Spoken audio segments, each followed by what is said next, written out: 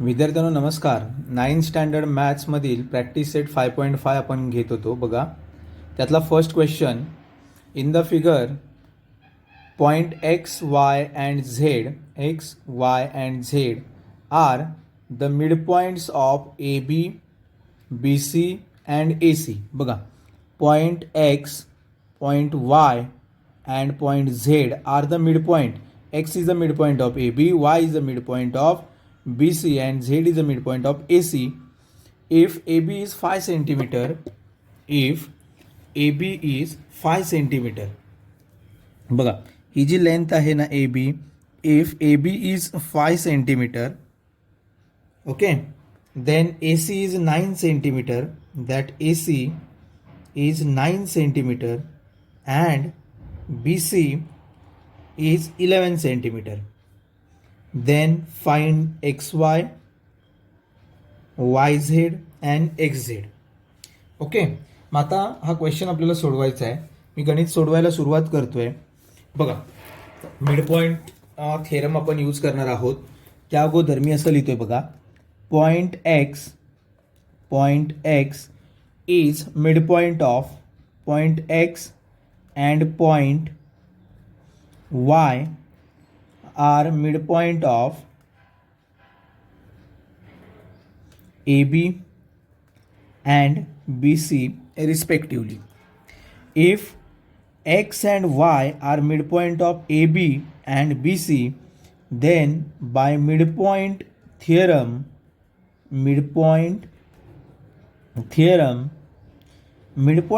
नुसार आपण असं लिहू शकतो, the length of xy is half of. बघा मी काय बोलतोय परत एकदा बघा, x आणि y हा मिड पॉईंट आहे ए बी आणि बी सीचा.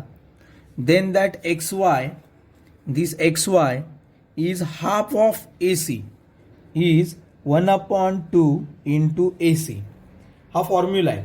मग आपण काय करणार, इथे असं लिहिणार half into A C. A सीची व्हॅल्यू आहे 9.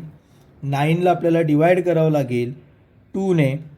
2 4 जा 8, इकडे 1 राहिला, एक 0 घेतला की इकडे पॉईंट जाईल. 2 5 जा 10, म्हणजेच मला उत्तर मिळेल 4.5.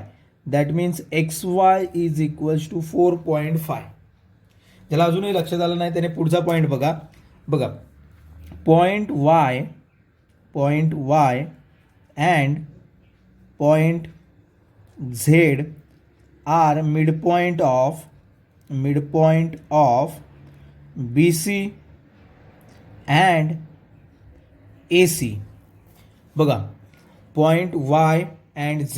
This point Y is the midpoint of BC, Z is the midpoint of AC. Then again by midpoint theorem नुसार YZ is equals to, this YZ is equals to half of BC. YZ हा या AC पेक्षा half असेल. YZ is half of AB.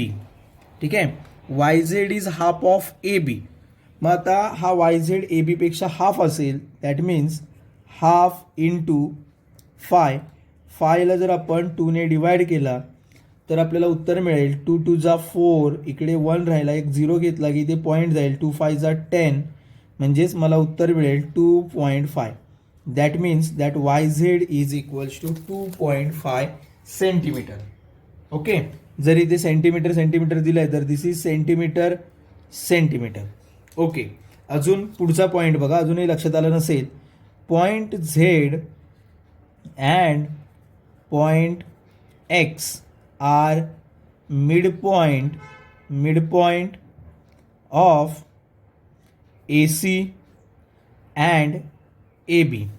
Z is a midpoint of AC, X is a midpoint of AB. Then again by midpoint theorem, this XZ is half of BC. XZ is half of BC. That means half into BC किती आहे 11 centimetre. 11ला आपण जर divide केलं 2ने, 2 5 जा 10, बेपंचे 10, इकडे 1 राहिला, 0 घेतला की बेपंचे 10, 5.5 centimetre. That means that XZ is 5.5 centimetre. म्हणजे अशा प्रकारची गणितं आपण सोडवत आहोत या 5.5 मध्ये. तुम्हाला हा क्वेश्चन कळाला असेल अशी अपेक्षा करतोय आणि पुढच्या क्वेश्चनकडे मी जाणार आहे. चला बघा, 5.5 प्रॅक्टिस सेट 9 स्टँडर्डमधील आपण स्टार्ट करतोय क्वेश्चन नंबर 2. मला असं वाटतं हा फर्स्ट क्वेश्चन तुम्हाला सगळ्यांना क्लिअर झालेला असेल. मी सेकंड क्वेश्चनकडे जातोय. व्यवस्थित लक्ष द्या. इन द फिगर, व्यवस्थित लक्ष द्या. चला बघा, इथे मी लिहितोय in a figure quadrilateral PQRS and MNRL are rectangle. Quadrilateral PQRS and quadrilateral MNRL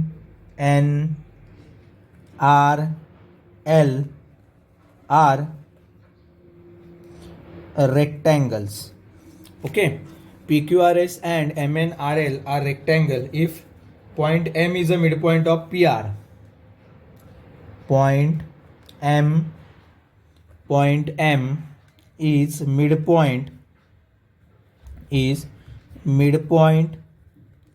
of PR. then prove that, बघा काय प्रूव्ह करायचं आहे.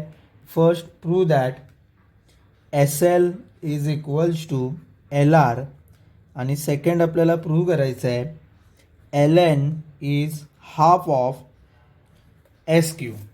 ओके, डायग्रॅम मी काढतो बघा. डायग्रॅम काढल्यावर थोडासा भाग तुम्हाला क्लिअर होईल. 2 rectangles are there, PQRS and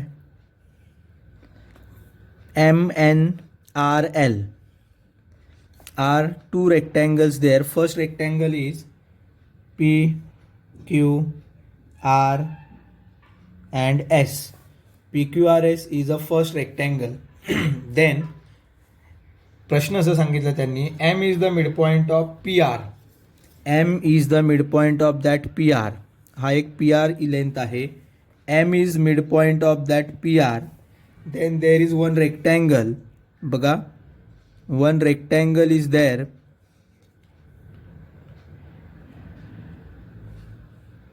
And that rectangle is LMNR.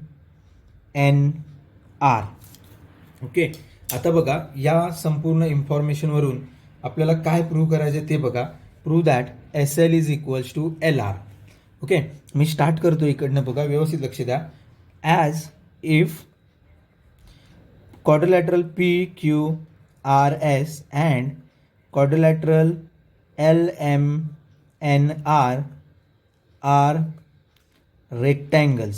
जर हे रेक्टँगल असतील तर रेक्टँगलच्या डेफिनेशननुसार काय, opposite sides are parallel. Opposite sides parallel असतात ना एकमेकांच्या. ही साईड पॅरलल झाली आणि ही साईड पॅरलल. LM, मग मी असं लिहिते बघा, segment LM, that means this segment LM is parallel to segment RN. LM आणि RN एकमेकांना पॅरलल झाले, ही आणि ही सेगमेंट. ओके, जर LM ही RN ला पॅरलल असेल तर याचाच अर्थ असा आहे की ती LM is also parallel to segment RQ.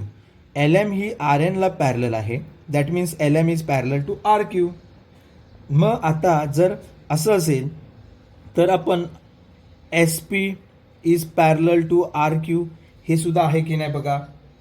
SP is parallel to RQ. का SP is parallel to RQ? Because तो PQRS हा सुद्धा एक रेक्टँगल आहे. Because quadrilateral PQRS is rectangle. आणि जर PQRS हा जर रेक्टँगल असेल तर RQ अँड SP पॅरलल झाल्या. LM ही पॅरलल आहे RQ ला. बघा, LM is parallel to RQ, RQ is parallel to SP. Therefore segment LM is parallel to segment SP. बरोबर की नाही बघा. LM ही या RQ ला पॅरलल आहे, RQ ही SP ला पॅरलल आहे. म्हणजेच LM आणि SP काय झाले, एकमेकांना पॅरलल झाले. बट आता मी इथे असं लिहितोय, but in the triangle SPR या छोट्याशा ट्रायंगलमध्ये point M is midpoint. It is a midpoint. Point M is a midpoint of PR. M is a midpoint of P R. एम हा जर पी आरचा मिड पॉईंट असेल, therefore आपण directly असं लिहिणार की नाही बघा, सेगमेंट एल एम अँड असं लिहितो मी, सेगमेंट एल एम, तीच वाक्य इथे टाकतोय. Segment L M is parallel to segment S P. L M हा एस पीला पॅरलल असेल तर डायरेक्टली आपण असं लिहिणार, point L is midpoint of S R. बघा, एम हा मिड पॉईंट पी आरचा दिला होता, बट ही साईड आणि ही साईड पॅरलल आहे. याचा अर्थ हा मिड पॉईंट झाला. L is a midpoint of S R, आणि एल हा जर मिड पॉईंट असेल तर आपण असं लिहिणार की नाही बघा, S L is equals to L R. जेवढा एस एल असेल तेवढाचा एल आर असेल, आणि हेच आपल्याला प्रूव्ह करायचं होतं. ओके, म्हणजे एक पॉईंट क्लिअर झाला. आता सेकंड पार्ट आपण प्रूव्ह करू. बघा, पहिला भाग तर तुम्हाला क्लिअर झाला असेल अशी अपेक्षा करतोय. सेकंड पार्ट नसेल क्लिअर झाला तर पुन्हा एकदा व्हिडिओ पहा. सेकंड पार्ट मी क्लिअर प्रूव्ह करायचा प्रयत्न करतोय, तोही व्यवस्थित पाहून घ्या सगळ्यांनी. चला बघा, सेकंड मला प्रूव्ह करायचं आहे, L N is half of S Q. बघा, L N that means this L N. बघा इथे एल एन दिलं आहे. L N is half of S Q. L N ही या एस क्यूपेक्षा अर्धी आहे, हे मला प्रूव्ह करायचं आहे. ओके, मग त्यासाठी मी असं लिहितोय बघा. बघा, सिम्पल आहे. Quadrilateral P Q R S is rectangle. बरोबर, हा पी क्यू आर एस हा रेक्टँगल आहे. रेक्टँगलच्या डेफिनेशननुसार the diagonals of rectangle are congruent. Diagonals of rectangle are congruent, therefore segment L N. Simple, पहिल्यांदा छोटासा घेऊ आपण. पहिल्यांदा इकडे असं लिहितोय बघा, इकडे मी असं लिहितोय, therefore segment P R is congruent to segment S Q. बरोबर, एवढं बरोबर झालं. आता पुढे मी असं लिहितोय बघा, याला मी लिहितोय इक्वेशन नंबर 1. जर मी या क्वाड्रिलॅटरलचा विचार केला तर quadrilateral L M N R is also rectangle. हा सुद्धा एक रेक्टँगल आहे. जर हा रेक्टँगल असेल तर आता मला काय मिळणार सांगा. मला मिळणार segment L N is congruent to segment M R. जेवढी ही एल एन असेल ही साईड, तेवढाच काय असणार, एम आर असणार, कारण diagonals of rectangle are congruent. बरोबर. बट आता मी असं लिहितो बघा, बघा एकदम सिम्पल. एम आर ही जी साईड आहे ना, M R, it is half of P R. M R is half of P R, आणि एम आर ही या पी आरपेक्षा अर्धी असेल तर याचा अर्थ असा आहे, L N is half of P R. जर एम आर ही, एम आर आणि एल एन या कॉन्ग्रंट आहेत, एम आर जेवढी आहे तेवढी एल एन आहे, but M R is half of P R. M R side ही पी आरपेक्षा अर्धी असेल तर याचा अर्थ एल एन सुद्धा पी आरपेक्षा अर्धी झाली. बरोबर. पुढे आता ही जी पहिला इक्वेशन मी लिहिलं होतं ना, मी त्याला मल्टिप्लाय करतोय. Multiplying equation 1 bye 1/2. 1/2 ने जर त्याला मल्टिप्लाय केलं तर असं होईल बघा, half into P R is equals to half into S Q. Half into P R is equals to half into S Q. इकडे आता हाफ पी आरची व्हॅल्यू ऑलरेडी मला मिळाली आहे, काय ती, एल एन. मग ती व्हॅल्यू मी इथे ठेवली, L N is equals to half of S Q, आणि तेच आपल्याला प्रूव्ह करायचं होतं. ओके, म्हणजे दोन्ही गणितं तुमच्या लक्षात आली आहेत. मी जातोय पुढच्या क्वेश्चनकडे. फटाफट थोडासा पुढचाही क्वेश्चन मला सोडवायचा आहे. ठीक आहे, हाही प्रश्न तुम्हाला कळाला असेल. पुढचा प्रश्न सोडू आपण व्यवस्थित, फटाफट सोडू जरा. बघा, नेक्स्ट क्वेश्चन आहे question number 3. Question number 3. In the figure triangle ABC is a equilateral triangle. Triangle ABC is equilateral triangle and point FDE point F D E are midpoint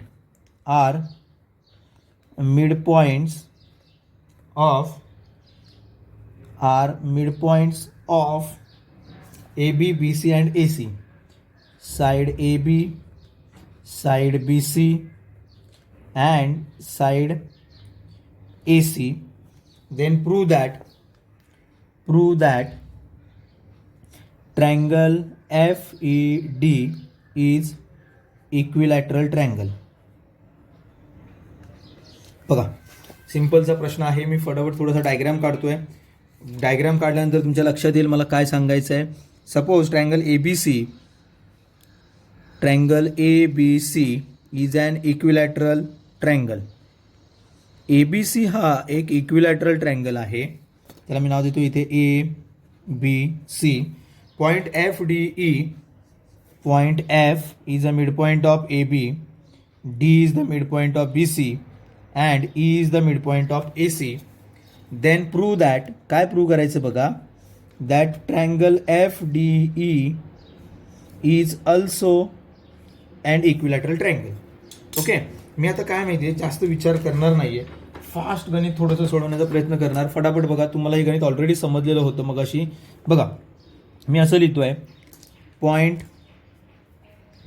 लक्ष द्या आता बघा, point F is F and point D are midpoint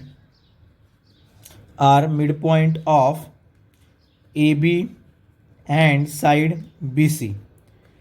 Therefore, by midpoint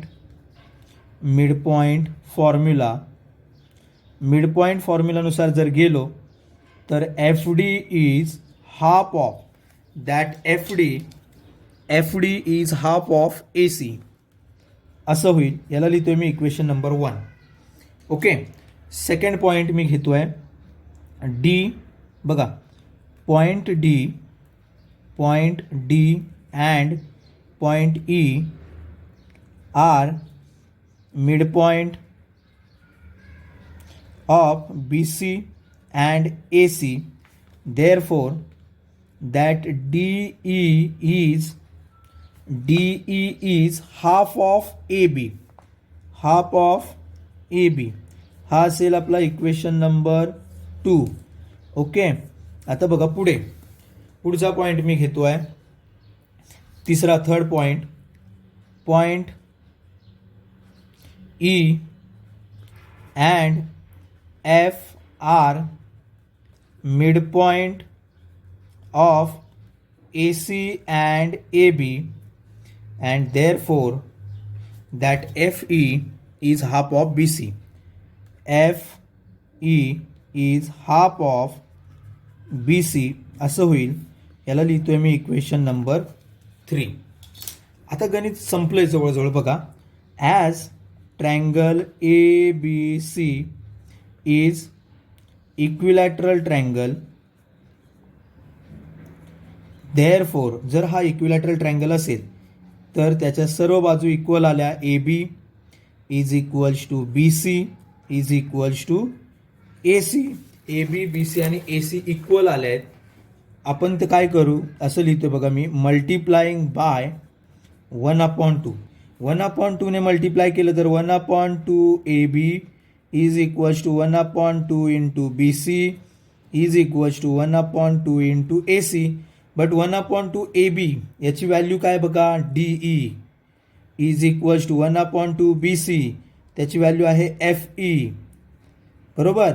and last 1/2 AC is equals to FD, म्हणजे DE is congruence to FE is congruence to FD आलं. And therefore triangle FDE is equilateral triangle. Okay, म्हणजे हेही तुम्हाला clear झालं असेल. आता आपण stop करू. थँक्यू.